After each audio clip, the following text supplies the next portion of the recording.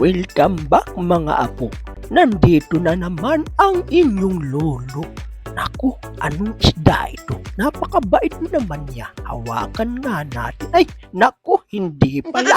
Delikado pala. At pagkatapos sa aking muling pagsisid ay may nakita akong isda. Ayan o, isda yan. Patay ka tinamaan natin mga lulu. Ulam na. At dito ay nakita ko ang sinasabi nilang isang sisil na napakadelikado dahil pag natusok ka daw nito, higit pa daw sa Philippine Cobra ang kamandag niya.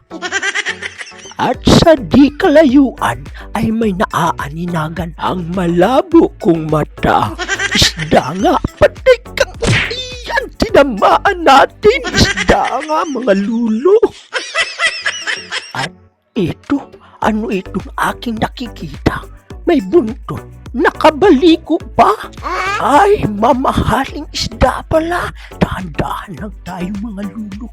Baka tumakbo. Ayan o, mamahaling niya. Patay ka ngayon, tinamaan natin. At pagkatapos, dito ay may nakita akong isang pugita. At gusto niya na yatang mamatay. At lumapit pa talaga. Iniwan yata ito ng kanyang jowa dito sa ilalim ng karagatan.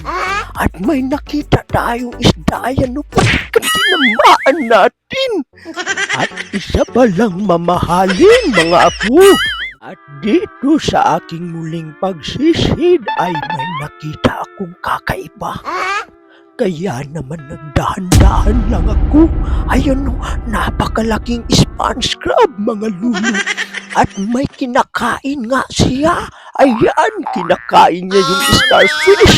Ngunit ngayon, ikaw naman ang kakainin ko.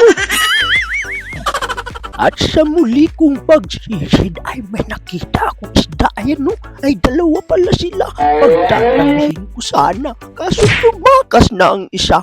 Pero babalikan kita, dan ka lang. At ito na nga, binalikan natin yung isda. At naroon pa pala, dahan-dahan lang tayo, baka tumakbo. At patay ka tinamaan na naman. At pagkatapos ay dito sinilip ko ang corals mga apo. At may nakita akong nakabaluktot na isda. Kaya naman patay kang tinamaan natin mga apo. Ayan, nakawala. Naku, nakawala pa.